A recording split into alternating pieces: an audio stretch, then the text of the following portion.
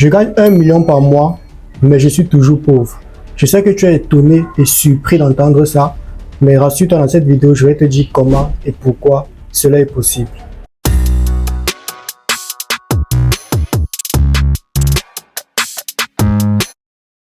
Vous êtes au Cameroun, en Côte d'Ivoire ou partout en Afrique et vous souhaitez faire le design de votre logo 3D personnalisé, des affiches publicitaires professionnelles, ou faire la conception de votre carte de visite et même faire un montage vidéo professionnel? Sans perdre de temps, contactez juste ou écrivez-nous et nous vous répondrons à la seconde qui suit. Salut à toi disciple et bienvenue sur la chaîne Parlons peu, parlons vrai. Alors ici nous parlons de business, entrepreneuriat, religion et faits de société. Aujourd'hui encore nous allons parler d'un sujet qui est très sensible, je dirais même très sensible. Je gagne 1 million tous les mois, mais je suis toujours pauvre.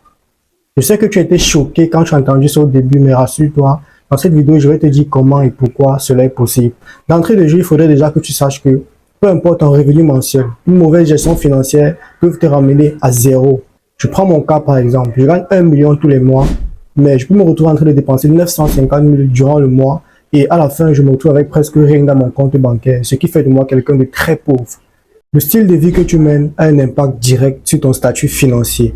Je prends l'exemple simple d'une influenceuse qui vient de gagner un gros contrat avec une grosse marque de la place. Et qu'est-ce qu'elle fait? Elle se prend un appartement dans un hôtel 5 étoiles.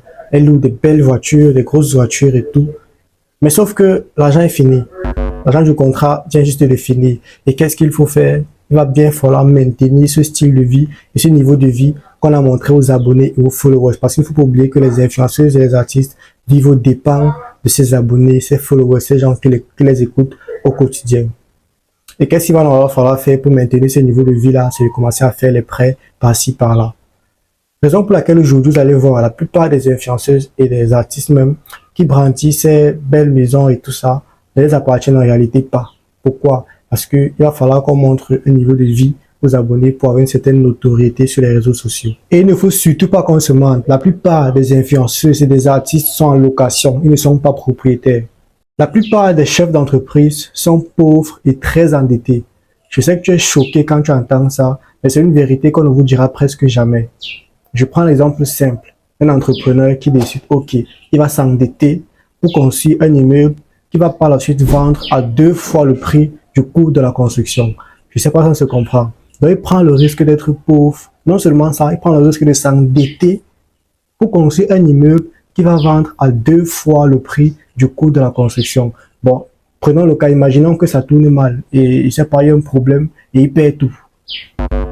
Retour à la case départ, retour à zéro. Voici un autre exemple d'un docteur qui touche 1 million par mois, mais il est pauvre. S'il y a un point qu'il ne faut surtout pas négliger, ce sont les dépenses imprévues. Comme j'ai dit, prenons le cas d'un docteur qui touche 1 million par mois, mais qui lors d'une intervention chirurgicale commet une erreur et le patient perd la vie. La famille du patient décide donc de porter plainte. Et malheureusement pour le docteur, il se retrouve en train de payer une amende de 10 millions. Pourquoi? Parce que la famille a gagné le procès. Non seulement il doit payer une amende de 10 millions, mais il doit faire 2 ans de prison avec sursis. Imaginez un peu, un docteur qui au départ touchait 1 million par mois, qui se retrouve en train de devoir payer 10 millions comme amende. Pourquoi? Parce que une famille sort de nulle part pour le porter plainte. Imaginez un peu. Allô Didier? Oui Loïc, un budget bien établi est la base d'une gestion financière saine. Okay. Calculez vos revenus mensuels et identifiez vos dépenses incontournables, telles que le logement, la nutrition ou le transport. Allouez également une partie de vos revenus à l'épargne et aux investissements. L'objectif est de vivre au-dessous de ses moyens pour pouvoir économiser et investir efficacement.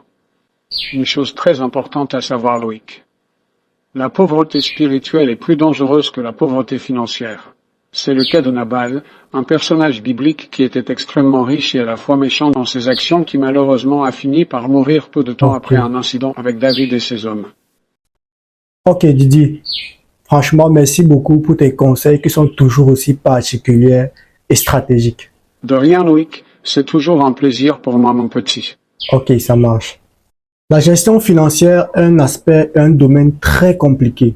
Et cette vidéo avec pour but de toucher ce point de manière très substantielle et je pense que c'est fait. Merci d'avoir regardé la vidéo et on se dit à plus pour une prochaine vidéo qui sera l'objet d'un sujet aussi sensible que celui-ci. Bienvenue sur la chaîne Parlons peu, parlons vrai.